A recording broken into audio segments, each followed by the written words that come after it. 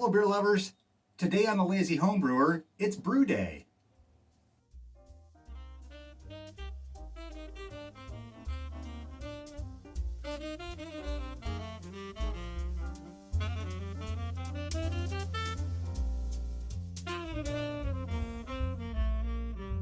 Welcome to the Beer Hut, where today is Brew Day.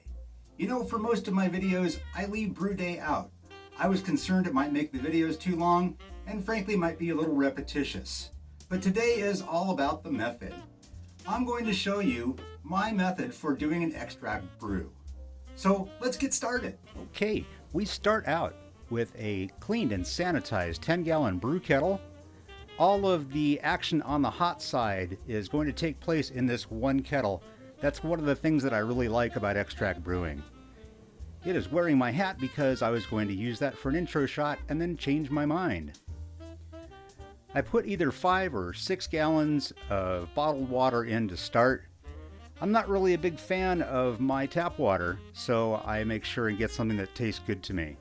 If you like the taste of your tap water, by all means go ahead and use it. They do not recommend using either chlorinated or softened water that will turn your beer funky.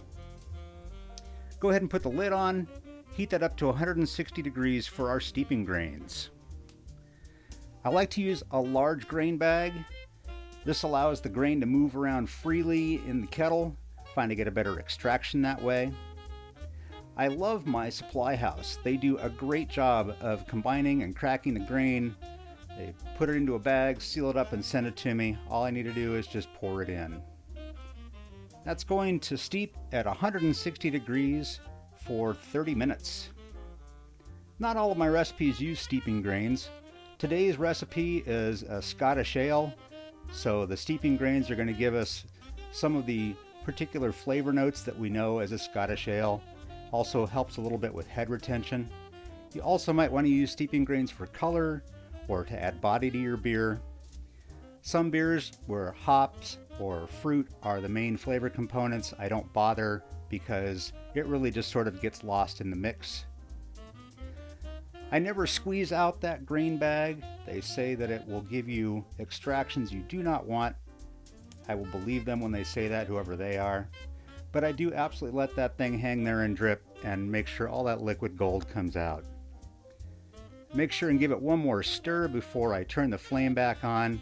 There are fine pieces that can still get through that mesh bag, and they will stick to the bottom if I don't stir it up. I like to bring it up to about 200 degrees before I add the rest of the malt in, the malt extract. I find it melts in much more easily if I have it up near boiling temperature. I'll cut that flame because just like those little bits from the grain bag, this Maris Otter malt would like nothing better than to stick all over the bottom of my brew kettle. Make sure and scoop all that golden goodness out of there. Maris Otter is probably one of my favorite base malts. Probably because I am a huge fan of British ales in general, and that tends to be one of the main components in a lot of those brews. Once I get all that out of there, I'm going to go ahead and give that one more stir.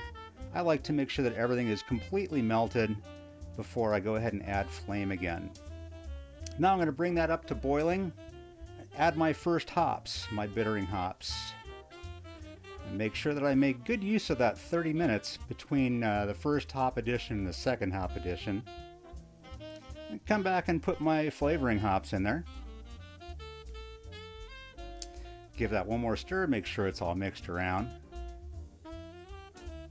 And that's going to go for another 30 minutes for this particular brew. Let's flame out.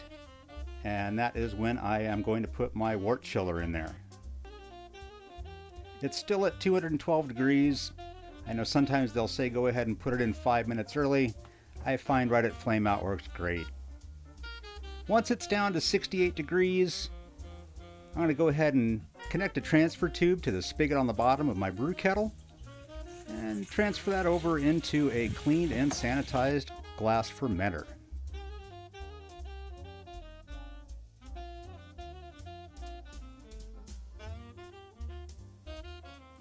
And that's about it. Once I transfer the wort into the fermenter, I carry it into the kitchen, pitch the yeast, and push it into the fermentation corner. Making good beer doesn't need to be complicated, you just need to make sure that you're careful. That's about it from the Beer Hut. Until next time, this is the Lazy Homebrewer saying, brew what you like and like what you brew.